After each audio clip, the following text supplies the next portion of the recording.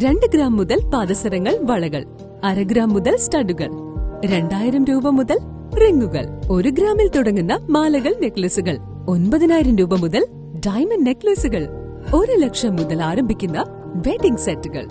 കൂടാതെ നിങ്ങളുടെ പഴയ സ്വർണത്തിന് ഏറ്റവും ഉയർന്ന മൂല്യവും. Maharaja gold and diamonds, toll junction, Edappally, Palluruthy, Thrippunithura, Kalady, Eramalloor, Aroor Palli, Thuravoor, Thrissur.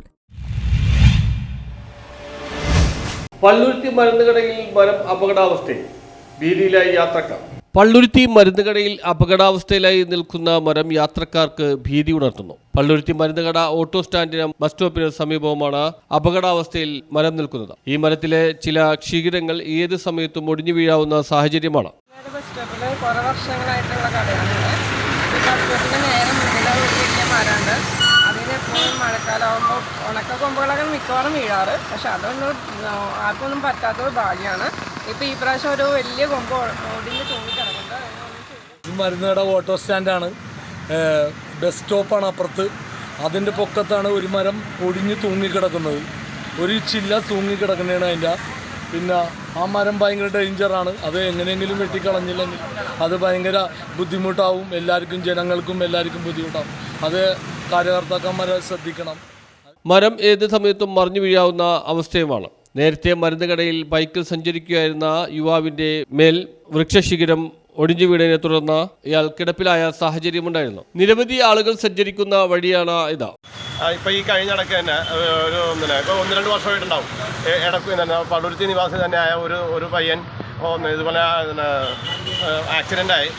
മേലെ നിന്ന് മരം വീണിട്ട് അവൻ ബൈക്കിന് പോവുകയായിരുന്നു.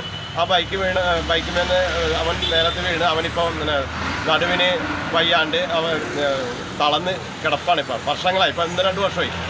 മറ്റുള്ള ആൾക്കാരുടെ സഹായത്തിലാണ് ഇപ്പോൾ അവൻ്റെ കാര്യങ്ങളെല്ലാം പോകുന്നത്. ഇനി അതുപോലുള്ള ഒരു ദുരന്തം വരാതിരിക്കുവാൻ വേണ്ടിയിട്ടെങ്കിലും അധികൃതർ എങ്ങനെയെങ്കിലും ഈ പറയുന്ന മരം തൂങ്ങി നിൽക്കുന്ന ആ ഒരു ചെറിയൊരു, കാണുമ്പോൾ നിസ്സാരമാണ്, പക്ഷേ വളരെ ഭീകരമായിരിക്കും അതിൻ്റെ അവസ്ഥ. അത് അനുഭവിക്കുന്ന ആരാണെന്ന് പറയാൻ പറ്റില്ല. ചിലപ്പോൾ ഞാനാവാം, മറ്റു പലരും ആവാം. അങ്ങനെ ഒരു ദുരന്തം ഇനി വരാതിരിക്കുവാൻ വേണ്ടിയിട്ടെങ്കിലും അധികൃതരെ കണ്ണു തുറക്കണമെന്ന് താഴ്മ. വാഹനങ്ങളിൽ ഉൾപ്പെടെ നിരവധി പേർ സഞ്ചരിക്കുന്ന ഇവിടുത്തെ മരത്തിന്റെ അപകടാവസ്ഥ പരിഹരിക്കുന്നതിന് ആവശ്യമായ നടപടികൾ സ്വീകരിക്കണമെന്നാണ് നാട്ടുകാരുടെ ആവശ്യം.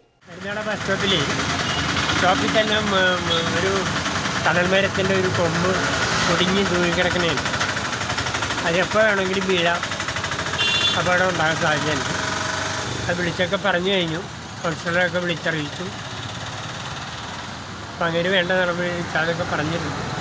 അവരൊന്നും ആയിട്ടില്ല, അതങ്ങനെ നിൽക്കുന്നതാണ് മരം. News bureau, Palluruthy.